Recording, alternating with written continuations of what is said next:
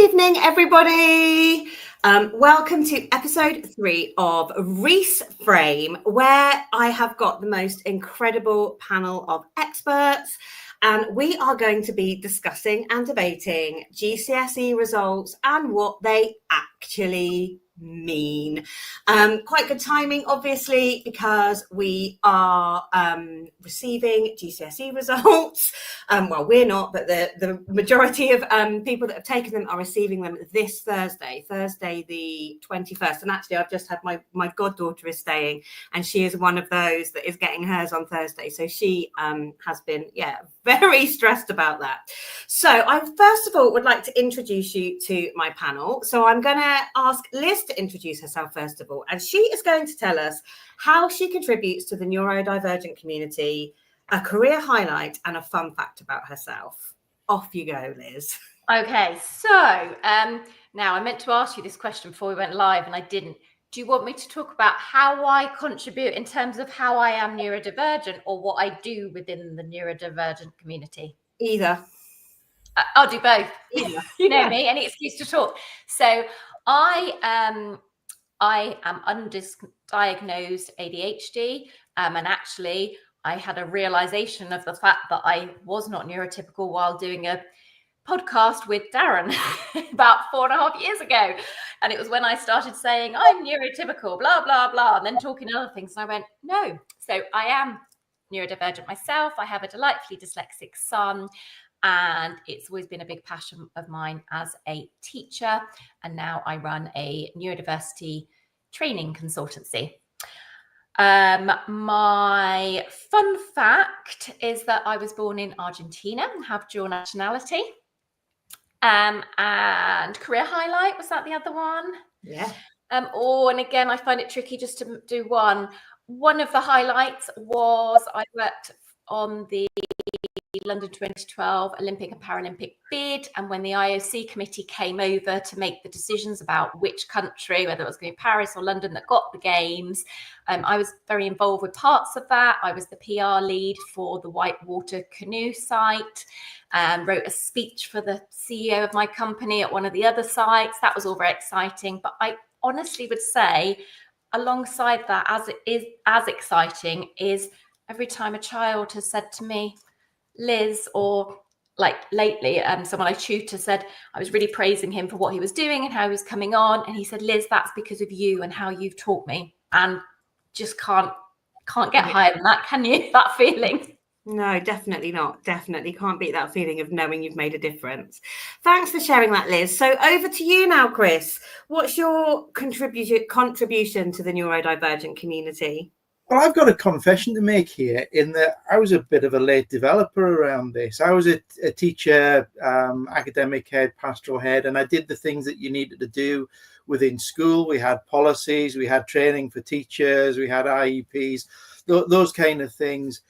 But I didn't, looking back now, I perhaps didn't pay the heed that I should have done. And it's only since we had our son, who it turns out is dyslexic, that I started to see the phrase that I've used before is the tears that he took home, and the weight that put on not just him, but also the whole family, as we sort of got to grips with what was going on, what the source of the challenges were, and how that played out. And as a parent, that was a very steep learning curve. It's part of what I do, and sort of on the speaking circuit, and oddly enough, I've actually been on Chinese TV talking about this very thing. China, any SENDs are not necessarily that open to talk about very often. So, but I've sort of gone on a bit of a journey with that. And we're now at this lovely place with my son where we're discovering all of these talents and other aspects to his personality, things that many others can't do or can't see. And it's a very exciting period in being a parent and watching your child grow with that. So that's kind of where I am with the neurodivergent side of things. I'm getting to grips with it. I'm learning, and I hope I never stop with that. In terms of career highlight for me, I guess, was probably receiving my master's degree from Bill Bryson in Durham Cathedral. I was told many years previous to that I wasn't bright enough to go to university. I was quite lazy, feckless, and irresponsible, but I was bright enough, it turned out. And yeah, that was a moment where I could put that one to bed finally and sort of consign it to the past, as it were. Fun fact, I used to coach skydiving. Wow. Long time ago in a galaxy far, far away. Competed at the national championships for the university and things like that. Who even knew there was a national championships in skydiving? There we go. Wow, that's amazing. I have to say, Chris, it's really interesting. I love that you've confessed that you were kind of late to neurodivergence, because I think it's really interesting that so many teachers don't really realize what neurodivergence is or what dyslexia is until one of their children in kind of experiences it, and then you suddenly look at it from a completely different angle, a completely different perspective. Yeah. And I do a lot of assessment of young people with dyslexia, and chatting to them, it's always really interesting. There's always that one teacher that's identified it, and when you unpick it, it's often that teacher has identified it because they've got personal experience of it, whether it's themselves or their child. So I'm really glad that you shared that. Thank you so much. No problem. You're welcome. Darren, come on then. What's your contribution to the neurodivergent community? Thank you so much, Jo. I guess when you talk about contribution to there, I still feel I'm learning more about myself every single day. So I'm, as Chris mentioned, I was late diagnosed with dyslexia at the age of 36. So I guess 48 now, I'm allowed to say that. So I'm still trying to find out every single day more about how it affects me and how it affects everyone else, and the benefits and the struggles that people have. So my journey really has been that I've been surrounded myself with incredible people, and I always wanted to know how dyslexia affect people not just in the UK, but I spent a big part in Kenya, in Malawi, and in America, and in different countries, really trying to understand how it doesn't just affect me, but how it helps other individuals. So I guess my contribution really is just speaking to incredible people and spreading awareness. I've done a lot of work in the educational sector. I've probably spoken to just over 500,000 students in different year groups about dyslexia. So I guess I still feel I haven't scratched the surface of what I want to do to contribute. So to ask me in about 20 years time, Jo, on that one.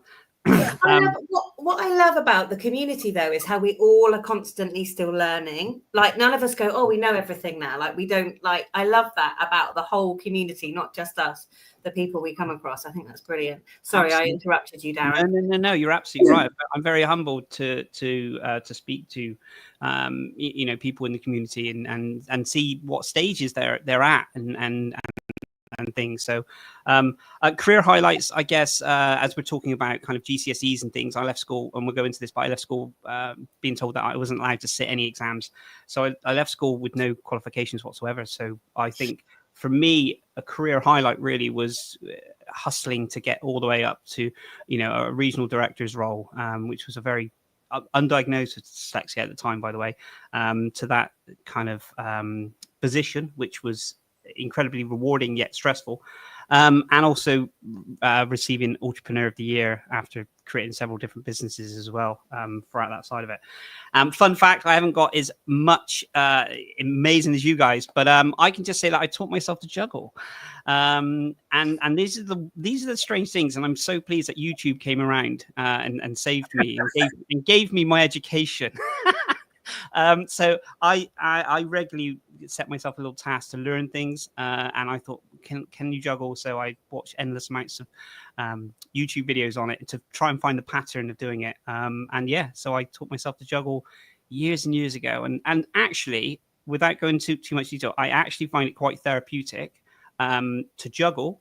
And it literally it separates, like meditation for me. Yeah. If I juggle, it separates because I'm not on my device or anything else like this, and I'm just in the zone. So I use it as a kind of self-care, if that makes sense.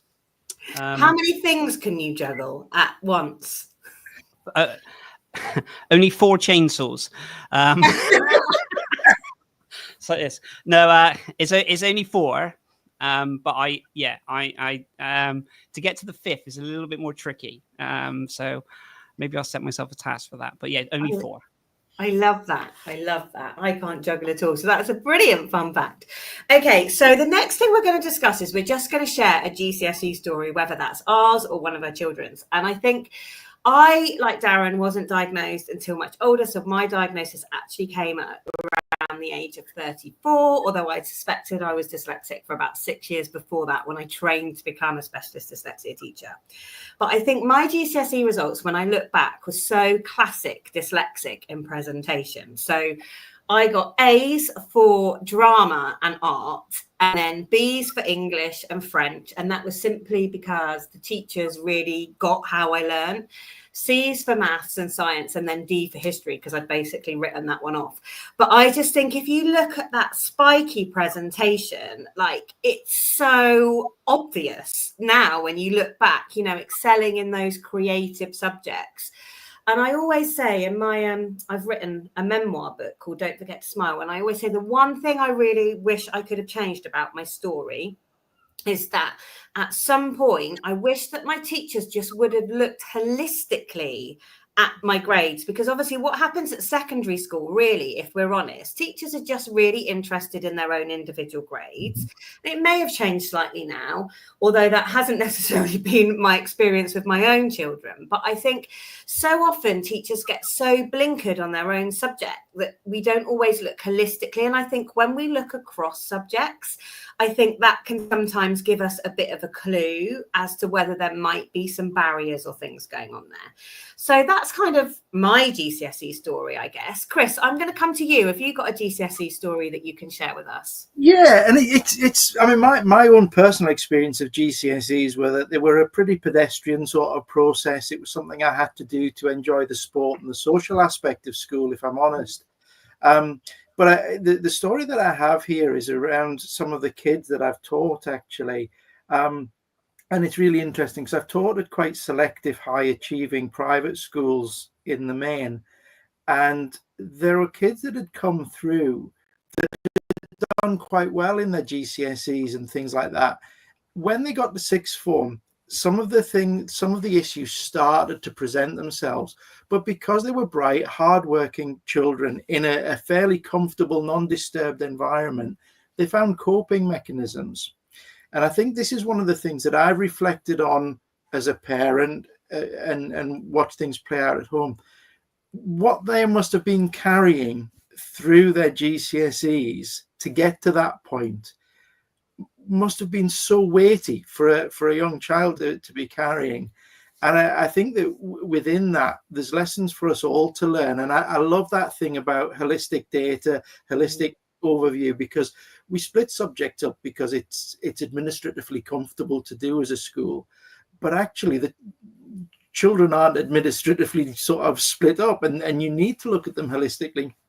And I hear your criticisms around that system and whatnot, and I think that a big part of it is systemic. Yeah. And I think that if we could, there's a little bit of a resource choice for schools and governments to make around that. And I think that we probably need to retrench into that and look at things holistically, whether that's through data lakes around your students, just knowing your kids, having more pastoral time. One of the best things that I ever saw was at a school in Berkshire. It was a boarding school. And we used to have a pastoral meeting every Friday evening, 5 until 7 before dinner. There was sherry there. And yeah, sherry and cake, can you believe? And we just talked about the kids in our boarding houses. Everyone knew what was going on, and that holistic picture of those children allowed you to pick up on some of those wider issues that you wouldn't see in a normal everyday school. I think it's interesting because I actually think a dyslexic biggest strength is often their biggest flaw, in as much as we are often really good at masking and compensating. So, like, it's very easy to blame teachers for not spotting it, but I didn't know I was dyslexic, but I didn't want anybody to know that I was struggling or that I didn't understand. So I kind of made myself as invisible as possible. And I think sometimes well, how has that kid gone under the radar? It's actually easier than you realize, because dyslexic people are generally bright, aren't they? So Darren, over to you next. What's your GCSE story? So I guess before I go into this, I want to say I have a massive respect for the educational system, and for me, in the sense of, and this is why I've worked with so many students and teachers over the years throughout this side of it. But I do feel, for me, it's slightly different in the sense that I felt like my education was taken away from me. So I was struggling in secondary school, and I basically, as soon as you go into school, they set you a few different tests, and from the off, I was separated completely from all of my friends and peers and everything, and I was put in a thing called a unit, which was a porter cabin literally in the middle of the school field, and literally spent 5 years on and off in there, and then I was allowed to do drama, art, and PE. That was the three lessons that I was literally allowed to do.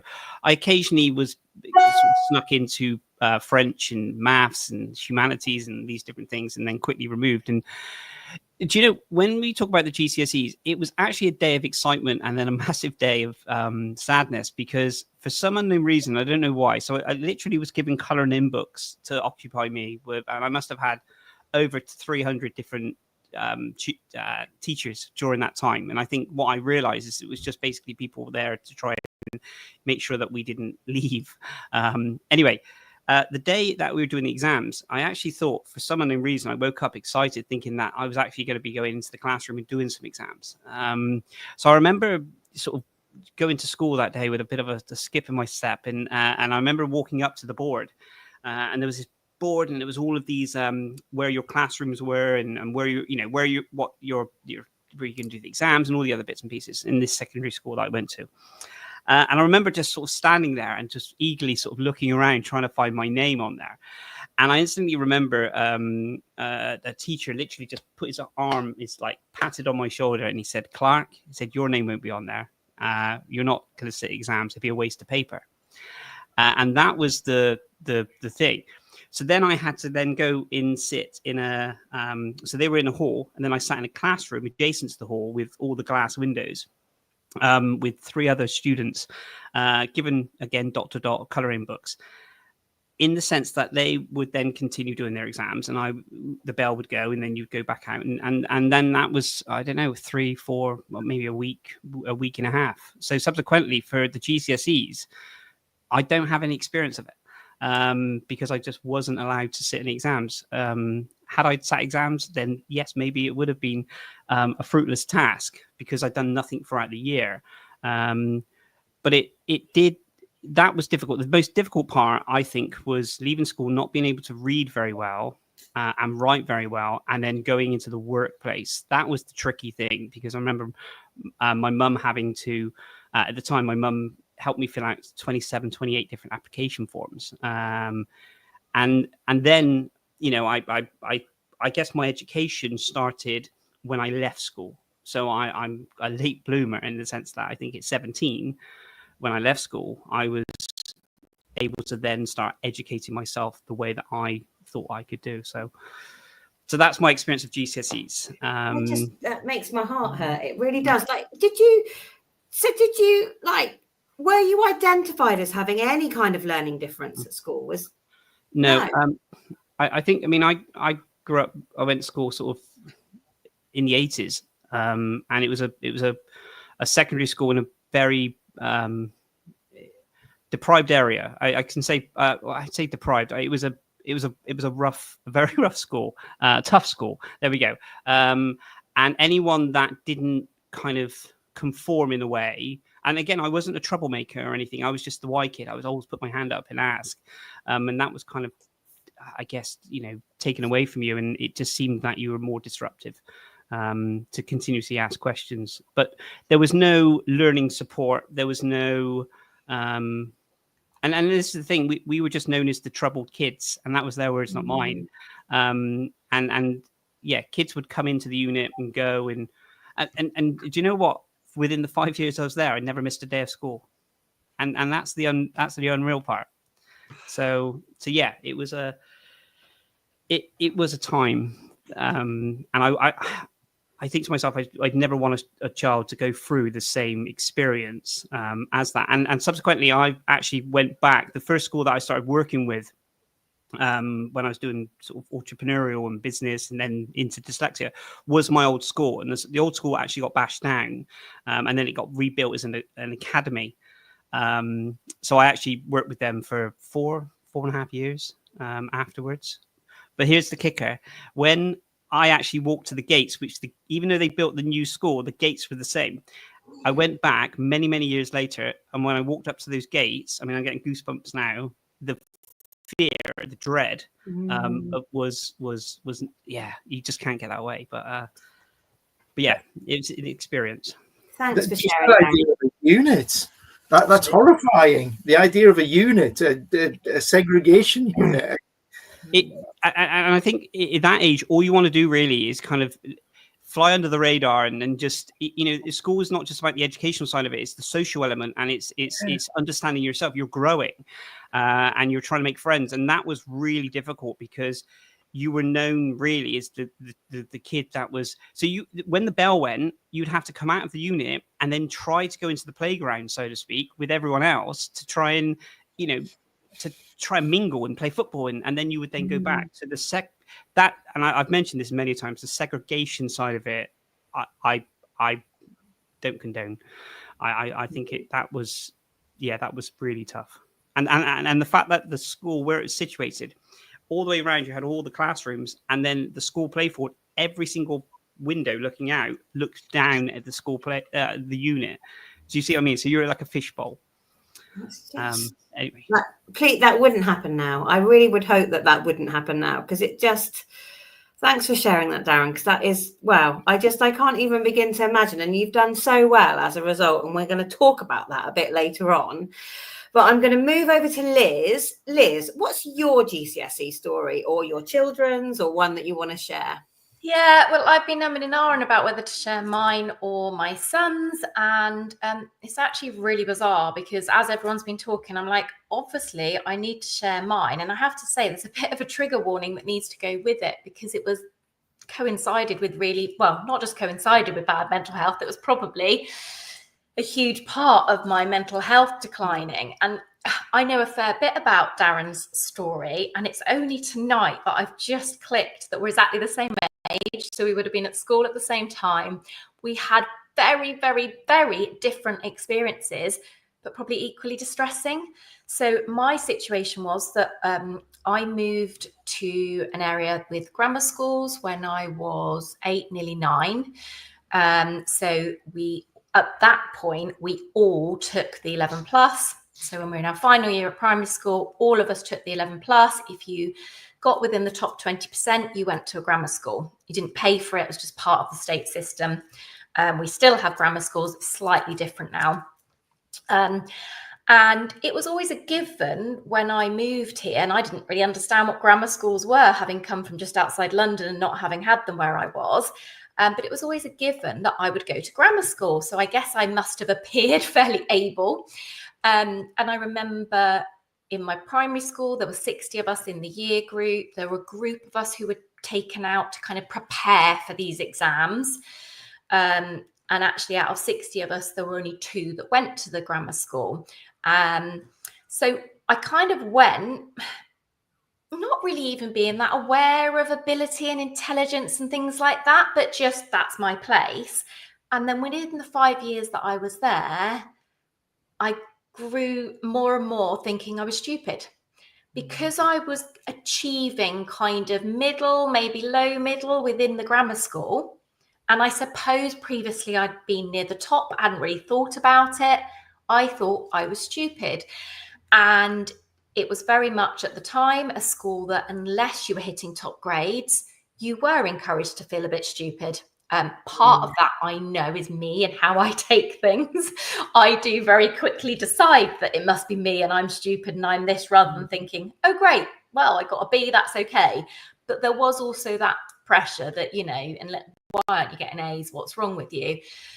So I struggled at school. I was the opposite to Darren in that I did have days off. I had a lot of sickness, and I'd have said now, I think it would have been realised that a lot of that was mental illness rather than physical, but the amount of stomach pains I had, and I would never pretend to be ill.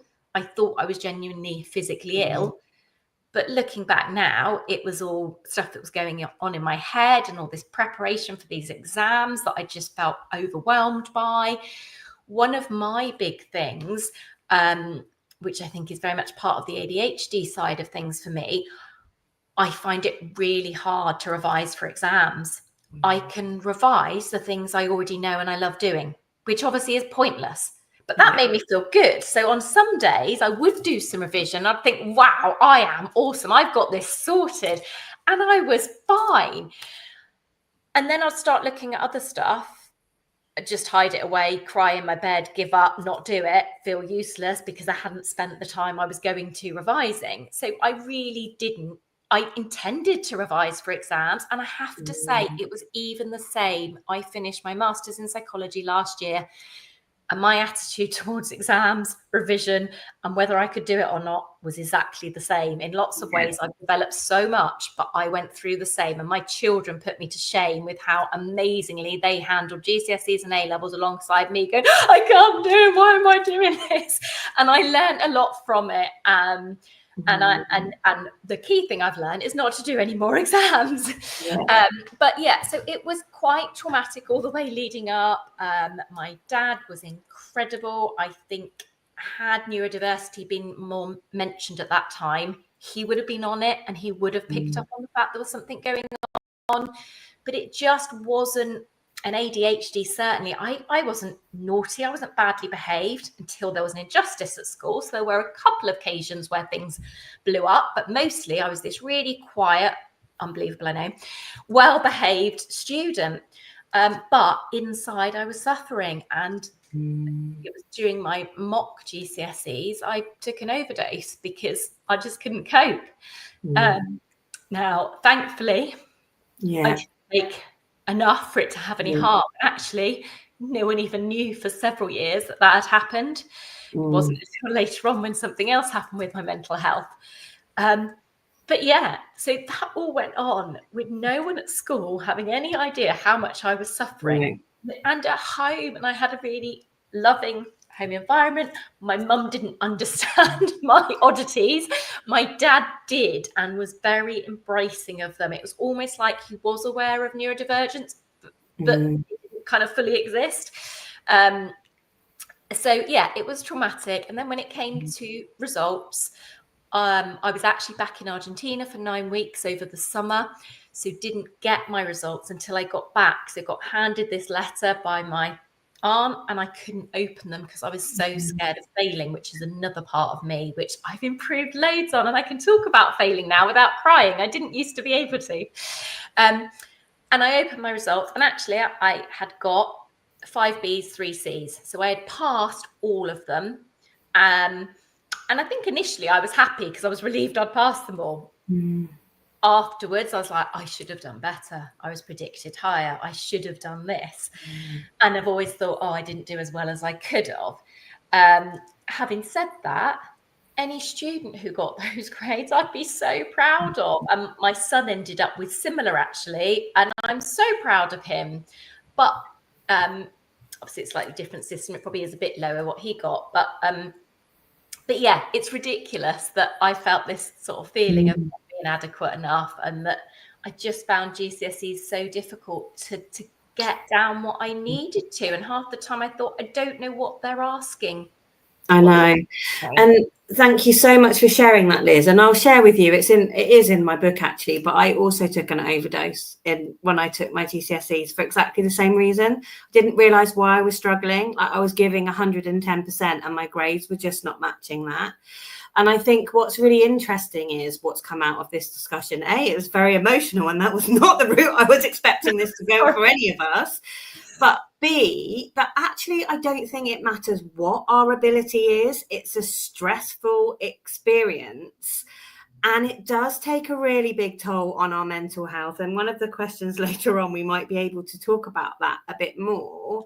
But it's really interesting, isn't it? How it's impacted all of us, but in a different way, but like you say, almost the same way.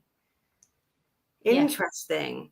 Yeah. So then the next question is, what advice would you give your own children around GCSE results? And would this be different to what you would say to people that you coach or mentor? So I'm going to come to you first, Liz, just because we just finished talking there. And I know you've got really positive experiences with your children. So yeah, very much for my children. So we do still live in a grammar school area, and they both went to the grammar school. It was sort of quite unexpected with my son because of his dyslexia and the fact that at age 10, his reading and writing was still behind average, but somehow through, I think, his own determination, he did get through the 11 plus and go to a grammar school. However, when he was there, it wasn't, he was never top of the class for exams. I'm sure when it was presentations, he was great, but exams it wasn't. And I think that's where I'm almost grateful I went through what I did, because I was able to ensure that he felt absolutely comfortable where he was and at what he was achieving. And he had the most amazing attitude all the way through. He never minded that he was lower down in the school whenever there was tests. He didn't have this feeling of what's wrong with me, why am I not achieving? And I'd always explain to him that exams just don't test the things that I personally and we as a family value the most. So he used to be really proud of his friends when they did well in exams. And actually one of his best friends at school was one who came out with all grade 9s. But Josh, I said to him, just get through them. And the same, and Sophie is much more typically academic, but I didn't want her spending her whole life just focusing on exams. And in years to come, what did it matter if it was all A's or all B's or whatever? So she, went quite a bit of through secondary school. She actually had Wednesday afternoons out of school to do gymnastics because she was an elite gymnast. And I never had any concerns about her missing education, because I thought the education she was getting and the experience through that was brilliant. She was doing hours of different sports and activities and everything else alongside GCSEs. I never wanted her to stop doing those. And I'd say that the things I say to other students and friends' children and things is exactly the same advice as I gave to mine. Just get through them and then go on to do what you really want to do. And for Josh, I was very much concerned that he might have to retake GCSE English, and it's fine if you have to retake it. But I just knew that it would be this thing on him that I've got to do it again. I've got to keep doing it. So I was like, right, let's try everything you can just to get through that. And actually, I think it meant overall his grades were lower because he was taking 10 GCSEs, which in itself I don't think was necessary. But he got through all of them, just passed them all, great. And I would say to anybody, brilliant. Just unfortunate at the moment, you have to work with the system, but just get through it until we've managed to change the system and we're testing things in a different way. Yeah. Darren, what advice would you give to somebody? So I guess mine's going to be a little bit shorter on this sense. My advice really is to kind of just sort of map out what it is that you want to try and do. I know throughout the actual study inside of it, that is, seen it, experienced it, watching it, the amount of pressure that's put on young minds it can be incredibly stressful. So like Liz mentioned, there needs to be some form of activities in that. For me, it's kind of, trying to find out where an enjoyment part can come into this, whether, and as Liz mentioned, articulated so well, is that, you like with anything, if you've got a project or something, you're just going to consume yourself and then you're going to judge yourself. And I think like anything, if you can try and find some enjoyment somewhere else within this, then that's not going to be as bad. But I always think to myself is try and map out and visualize what it is that what you're doing it for, so in the sense of, if you're looking for a C, what are you looking for the C for? And if it's a B, if it's an A, what is that going to go for, is what you collecting them for. And also don't be so rigid in the sense that, if you don't get that, then you can't do that. And then, everything falls apart. It's having a little bit of a strategy and a plan around that. But self-care is absolutely paramount within anything, really. And little rewarding yourself. It could be the most smallest thing. I know this happens a lot when I read a great book. I think it was Eat the Frog or something. And it was the 10 when you, from a business point of view as well, or whenever you go in and you think, you've got 10 things to do and 7 of them are nice and 3 of them aren't. And it's trying to tackle those things and reward yourself, even if it's a chocolate bar or a walk or a trip or something. And I say the last thing as well is surround yourself, like I have, with incredible people and have someone to talk to. Just so, whether it's a walk and talk, whether it's a friend, whether it's a family member or anything else, just someone that you can kind of talk, that you won't feel judged. It's an open space, because as we know, with our minds and growing all the time, I'm still trying to work out what I want to do when I grow up. So when you've got a young mind and you think, thanks for the laugh there, Chris. When you we're always evolving, and sometimes what we want to do at 18, not necessarily what we can do at 21 and 24. So don't be so rigid. That's my advice on that side of it. But take care of yourself. Thanks, Darren. And Chris, what advice would you give? I'm sort of online with both of you here, and it's interesting because part of our journey through this was when I was reading up about dyslexia. I found that if you had dyslexia and ADHD, which quite often overlap, you were 40% more likely to attempt to take your own life in your teen years. It took me 3 weeks to broach this subject with my wife. I was scared of how that conversation would play out. And actually, the advice that I would give is the grades aren't important. They're just not. And as an educator and someone who's worked in the kind of schools that I worked in, that's possibly a little bit odd to hear. As long as my children are happy, as long as they prioritize their mental health, then they'll be successful in the arena that's right for them. Yeah. And if they need help to find that arena, they need help to find that place, then so be it. I think the advice and the support that needs to exist is with the people that are educating them.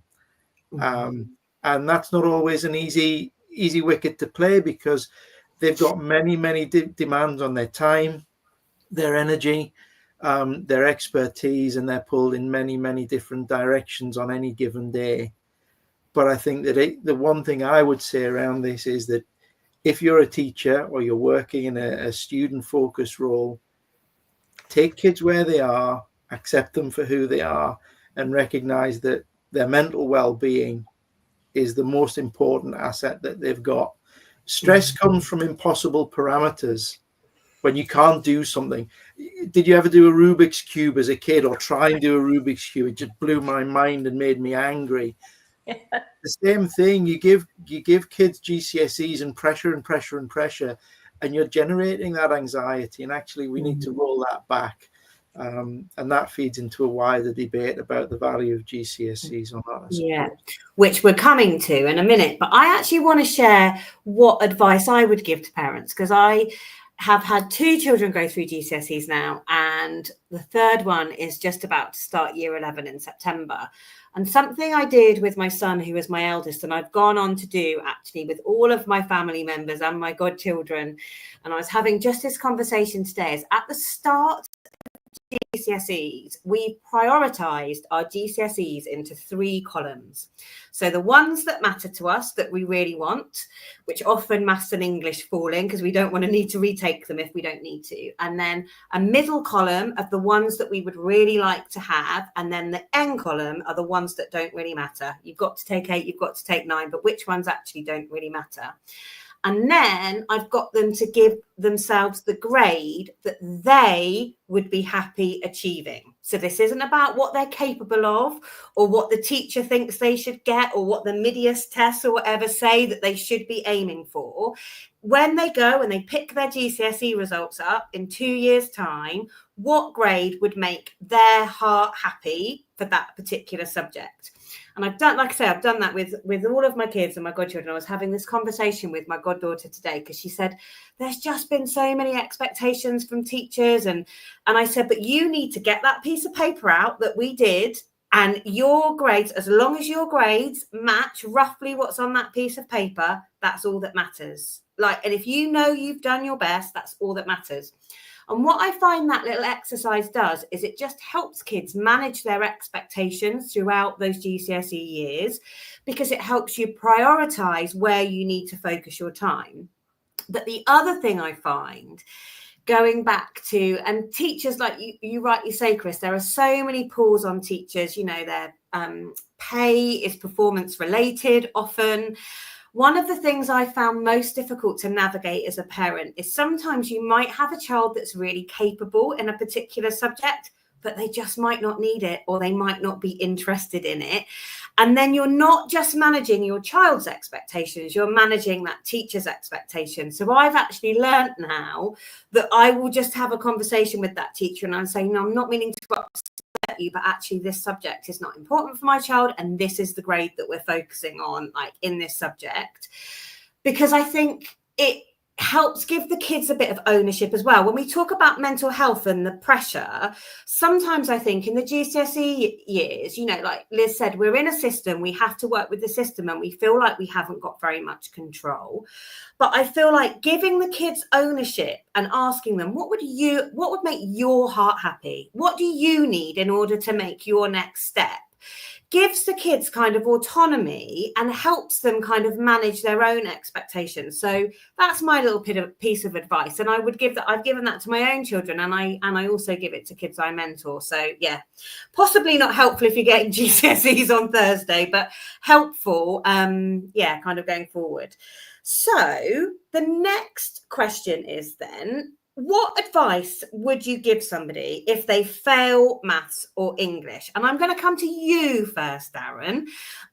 So if they fail maths and English or weren't even entered for them, what would you say to somebody, and what advice would you give them? Again, it would just be down to, you know, trying to find out, to kind of understand one, as Chris mentioned as well, the mental health side of it. Like, how does that affect someone straight away? It's a negative impact on their well-being, you know, because the pressure is unbelievable. And then for me, it's just mapping out what did you want to do with those maths and English exams. And I guess, you know, not having those GCSEs, but understanding the impacts that they can have when you're, you know, applying for jobs. And I know we say that they don't matter in you know, in the grand scheme of things, but there are certain, you know, things that you need to achieve to get to the next, unlock the next access, you know, throughout, whether it's university or whatever that, you know, that kind of looks like. So I think that for me, it's just trying to understand, are there any other avenues that you can go down to get to the destination that you are looking to get to? And can you do something else within that side of it to be able to achieve that? And if it is retakes, then what does that look like? What were the areas that you struggled with beforehand? And also, again, taking that pressure off, because as Liz mentioned, you know, before, if you're looking at doing retakes and then you're in the same process and the same surroundings and the same thought process, and then you get another, you know, you don't pass that side of it, what does that look like? So I think it's removing the expectations and trying to understand what it is that you're looking to get throughout that side of it, and what additional support can you give, yeah, from a mental well-being side of it. Yeah, and as you've proved, Darren, you don't need GCSEs to be successful. There is another way. There is another way. But I do want to stimulate, because I hear this a lot, because I use me as a kind of an example in the sense of, yes, well, you've been able to grow businesses and get to high positions and stuff like this. It has been a difficulty on, like, yeah. I think to myself now, if I was applying for a job, you know, I've been a CEO in bits and pieces, but I've gone so many different ways to get to that position. But I think if I was on paper next to someone else who was a graduate and, you know, went to university and did this, and this, I don't know whether they would look at the education side of it, and I would not, whether I would get the position on the merit of what I can bring as in my skill set and knowledge and what I've done to lived experience of getting that side of it. Because, and this is the other thing, the educational side of it, yes, I don't have the educational side of it, but I do have education in so many other aspects. So yes, I don't have the A's and the B's and the C's and the D's and, you know, maths and science and all the other bits and pieces, but I do have it on that side of it. So there is, I think it just stems down to what it is that you want to do. So there is, you're absolutely right, Joe. There is another avenue to go down. Sometimes it's a little bit more trickier, but it's not the end of the world. You can still do it. It shouldn't define what your intelligence, if you like. So it can impact what you do, but it shouldn't impact your self-belief. And the other thing is, I don't think it matters how long it takes. If you really want to get it, you will get it with a retake, I think. Absolutely. I think that is absolute key. You know, I love the fact that when I hear someone and they're saying, you know, I'm learning this, I'm studying this, I'm going back, I'm reinventing myself. You know, people that sometimes, you know, I've spoken to people that's retired and then they're going back to learning. You know, it's just and I think that's the most beautiful thing, is that you are always continuously learning and striving for, you know, for something else. And I think that's we have this time period that as soon as a child leaves school, you've got like 18 to 21 to have this mapped out, like you need your entire future, and you know, you and that's a lot of pressure. You know, 18 I didn't know what I wanted to do 18 and 21, and that small period to get the grades and get the qualifications and get where you want to go into the workplace. It's I recently assessed, a couple of years ago, I assessed a 43-year-old that went back to college and got their English. So, you know, it's totally possible. So, Chris, what's your thoughts on if someone doesn't pass maths and English? What advice would you give them? Yeah, I think this is a chance for reflection and understanding. I don't think this is a moment to beat yourself up and think that something's gone wrong or you've failed or fallen short. I think it's a chance to sort of look and think, well, okay, have I been in the right situation? Have I been a square peg in a round hole? That sort of idea. Have I been in the right place? Have I approached things in the right way? What is it that I need to do or need to find that's a little bit different to what I've experienced? And from there, you can start to look at putting yourself in an environment that works for you. Find a little bit of that inner peace in the work that you're doing, and that will then take you down a healthy route to and a pathway to achieve those things that you want to achieve. But you know, I'm a big believer in that happy things happen to happy people, and I think that if you can build that in and reflect on that and try and put yourself in that position, then that's a really healthy thing to do. But I do think that quite often our sort of work ethic, our desire to be seen, to be busy, and all of that kind of stuff, and the pressure that comes with GCSEs, we're a little reluctant to put that self-care in place, and a little reluctant to have that reflection and say, well, actually that didn't work for me, so this is a route that I want to go down, and this will work for me. Thanks, Chris. Darren, go for it. I just want to say as well, a lot of the time when we do the GCSEs and we go to the A levels and everything else, if you have something in your mind that you do want to work with for an organization, you know, I'm a massive believer that you should just reach out at any point, at the earliest opportunity, and reach out to the organization and find out exactly how you get to, you know, how you work for that organization. And a lot of the time, it's not always down to, well, you need, sometimes it is, you need A's and B's and B's, this. And you know, I'm always impressed when I see someone at 16, 17 on LinkedIn, for instance, and they're starting to build a profile and they're starting to connect with CEOs in those organizations. And I think that's the thing. You think how many people leave school in the UK, for instance, at the same time, and then all applying for these positions, and people are just reactive in this sense. And I think the earlier you can start building those blocks of, if you do know that you want what organization you want to work to, or you do your own business, whatever that looks like. I'm a massive believer that you can start reaching out to these organizations and start having these conversations. And I think that then stems from the fact that if you don't get the grades that you're looking for, at least you've then got that motivation to think, actually, I can look at different avenues to do that. So I think that's just being kind to yourself in the sense of, looking at your future side of it as well. But I think a lot of organizations welcome young minds reaching out to them, and not that many people do it. And the ones that do are successful. Yeah, it's about, I love that, self-reflection and taking a bit of responsibility, isn't it, as well? Liz, what advice would you give somebody? Yeah, absolutely. I agree with so much of what Darren and Chris have already said, and the self-reflection is so important. And it comes down to that really understanding what's happened and what's going on. If you just say to someone, oh, don't worry about it, it doesn't matter, and they don't think it through or talk it through, they're not going to just say, oh, it's okay, that's fine, I failed, but it doesn't matter. You need to talk it through and say, well, what did you do well? What happened? Is it you that did something wrong, or was it something external that actually you could do nothing about? Or was it a bit of both? And how can you change things for the future? And I think that very much for any results, whether it's maths, English, or any subjects, and you're not feeling comfortable. And then I would say with the maths and English, yes, if you need to retake it, remember, go into it, try and go into it with a different mindset. I've seen so many people, particularly with maths, who have a real fear and just think, I can't do it. And then that is a self-fulfilling prophecy, because their brain is just kind of panicking every time they try to do maths. And I kind of always say, I get it, because I was like that with art. If someone asked me to draw something, I immediately was, I can't do it, and panicked. And I know a lot of people feel, I love maths, but a lot of people feel like that about maths. And I'm like, I totally get it. And then the other thing with maths and English, I would say, and I hope it's an appropriate time to bring this up now, but I would say look into functional skills. So there are functional skills available from age 14, although most schools don't offer it. I think it's probably more readily available within special needs schools, but even then it's not always available.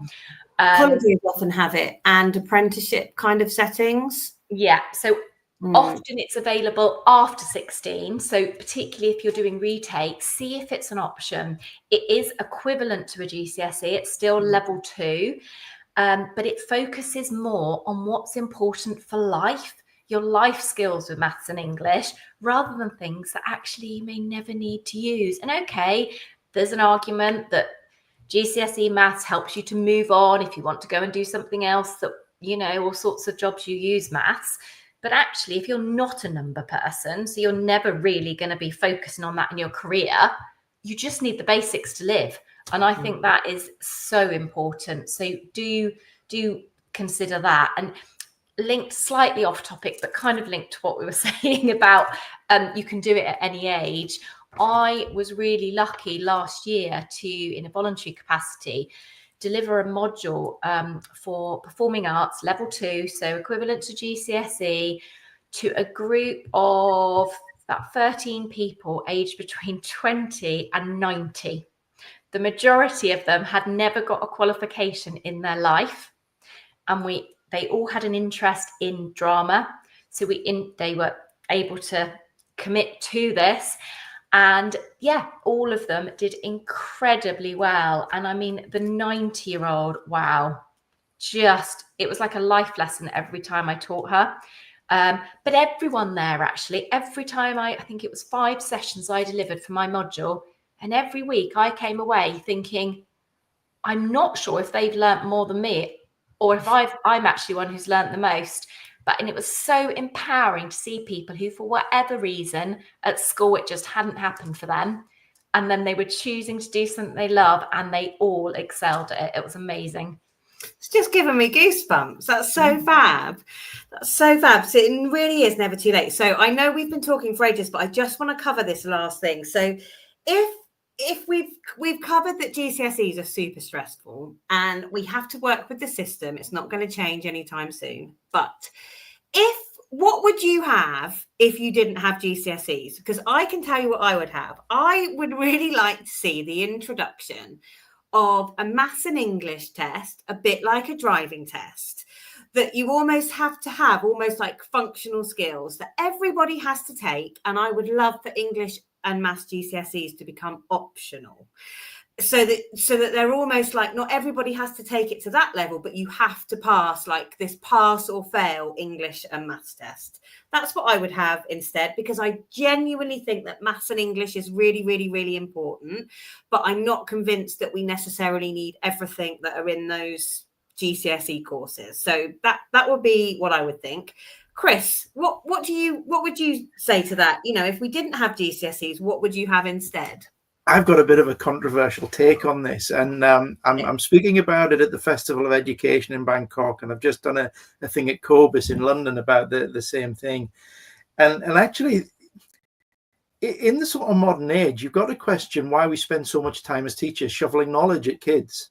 We're throwing knowledge at them, and that knowledge exists in places that they readily access all the time anyway. So perhaps we could rethink the whole kind of paradigm of education here and have time talking to children, counseling them, speaking to them about the things that they're interested in, having those I kind of believe this idea that education happens in that magic space between teacher and student. I don't think it happens in a textbook. I don't think it happens in an assessment.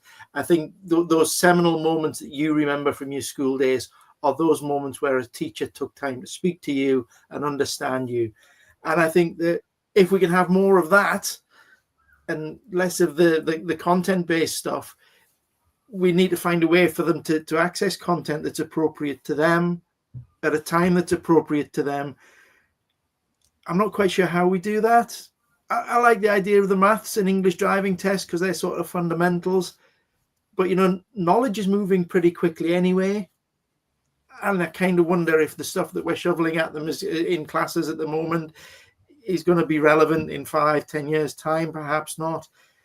I just think there's a different way. And I think our fixation on teaching knowledge rather than working with children and trying to counsel them is something that we really need to approach. And if you're interested, come to the Festival of Education in Wellington in Bangkok in November, and I'll talk a little bit more about the same. I have to say, I love that, though, that you're right. It's that kind of the interactions with your teachers. That's where the learning happens, isn't it? In the discussion. I love that. Thanks, Chris. Darren, what would you have if there wasn't GCSEs? Can you go to Liz next, if that's okay? I can go to Liz next. I'm going to... He's thinking. Sorry, Liz. Sorry. So you're all good. No, I'm really pleased because I've got it ready to go and I was worried I'd forget. So yeah, I very much for me, I think I'm on Chris's wavelength 100%. Why are we teaching them to hold facts that's fill in their brains, and they might not actually be able to use those facts in real life situations, but they've got all these facts they can regurgitate when we've all got access to the internet? So we can look up any fact. And I always bang on and on about the importance of knowing whether something is a reliable source, if it's reliable information, and how you use it, rather than just absorbing facts. I just think it's crazy. So I would have something that much better reflects real life in a work environment. We don't need to know facts anymore. I mean, I should imagine all of us can honestly, well, I know certainly me, every day I look something up on Google to do with my work to get that information and to learn. It's not just held in my head. Experiences are held in my head and how that can support people. But the facts I can look up if I want to. And I would like to see something that is more like the BTECs. So there's more presentations. It's a mixture of learning. It's kind of scaffolded. It's not this ambiguous question that's put to a child and they have to know exactly what that means as to how to answer it.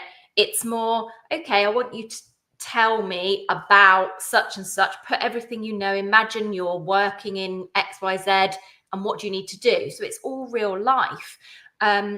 I've actually just done my first time of marking GCSE papers for psychology. And I have to say, it was almost as traumatic as taking GCSEs myself for various reasons.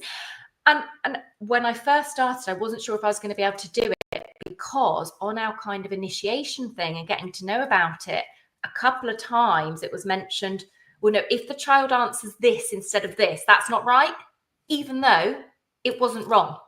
And I'm like, I can't cope with this. I can't cope with this. Why? But because the examiner had in their head, that was the answer they wanted. And I just think it's mad. Now, actually, I had to bring myself down, calm down, listen. And generally, it wasn't too much like that. I was quite pleased. And they actually said they'd changed things just this year, really, to try and make it less that there's only one answer that's right. But even still, it was frustrating seeing things, marking and thinking, this is why I don't like the system. And just very quickly to add, the other thing for me that is a sort of why I'm a big believer in BTEC style and different ways of assessing. So my son with his GCSEs came out with all 4s and 5s. One of his best friends came out with all 9s. He had his BTEC results quite a few weeks ago now and came out with distinction star, distinction star, distinction, which is equivalent to A levels. His really good friend who had got all 9s got his A level results on Thursday and got A star, A star, A. So Josh and him came out with the same grades. Had Josh taken A levels, that would not have been reflected because they would not suit him and he would have found it so boring, and I don't think he'd be the happy, carefree, football-loving young man he is, because he'd have just got bogged down with trying to pass exams. So yeah, really practical example, or like really sort of factual example of the difference of when you are tested in a way that supports you. Thanks, Liz. And we'll come back to Darren. And I have to say, Darren, thank you for modelling so beautifully that it is okay to say, I need a minute, because I've lost count of the amount of times I say to kids, it is okay to say, can I have a minute to think about that? Or actually, can you come back to me? So thank you for modelling that so beautifully. No, it's one of the things that I've learned to be able to do, because otherwise we just run with an answer and we don't take that pause. Yeah. I think the key thing for me, and you both mentioned this so well, is I find a lot of the stuff is done on memory. And if we take someone with dyslexia, for me, for instance, my short-term memory is not great. My long-term memory seems to be really good. So I don't know how that quite works. I don't know what point in my short-term it logs from my long-term, but we're not going to go into that side of it. So I think a lot of the things that work for me, and I alluded back to kind of YouTube and visual and something more practical, those things really kind of help. And I think life skills, I would have loved to have learned more about money. I would love to learn more about business. I would love to have learned more about everyday things that would have helped me in the everyday world. And as Chris mentioned before, education is moving fast, and we're learning now. We've got AI and all the other bits and pieces, and it's just trying to keep the educational side of it and the outside world, so that when we have a student finishing their education, that they are equipped enough within this side of it. But for me, as you mentioned about BTECs, I'm a big advocate of those, and I think that's something that would help individuals a lot more. Biggest problem would be for me, if I was to sit down and do anything now, would be that initial memory, to try and read the information, take the information, and then relay that information, and that's tricky to do. So I don't have an answer, Joe, on what I would say, but I'd say more practical side of it, and more everyday kind of life skills. That would help. Definitely. And I think what's so good about the BTECs is they're modular. So you don't have to hold on to that information for anywhere near as long, because you do that module and then you move on. But I also like what you said, Liz, about actually there's an importance of knowing what knowledge is real knowledge and what's fake knowledge. But cool, right? This has been a very long discussion. So very last question then at the end. What would you tell your younger self now, knowing what you know now about GCSEs? So I would actually say to myself, don't stress about it. It doesn't matter. Enjoy the moment. I think I spent so long stressing and worrying that those grades held power. And actually, as soon as 6 months later, nobody really cares what you got for your GCSEs. You're on to the next thing, isn't it? So Liz, what would you say to your younger self? Yeah, I think I'd have sort of gone down the route of sort of be happy with what you've got, move on. You're going to do lots of other things in your life that are going to be so much more meaningful than GCSEs. Yeah. Chris, what would you say to yourself? Yeah, similar. I would say do subjects and courses that excite you, and let the career kind of takes care of itself beyond that. You know, life's all about the moments of joy that you have, and you need to find that within that. And probably the other thing I would say is never let your girlfriend pack your parachute. I'll just leave that hanging for the session. And Darren, what would you say to your younger self? I don't know how to follow that, Chris. But yeah, I concur exactly what you guys were saying is to really kind of just hone in on what it is that you want to achieve within life, and a lot of the experiences come out of the classroom, and sometimes they're not even in the workplaces; they're in other places as well. So yeah, check in and be kind.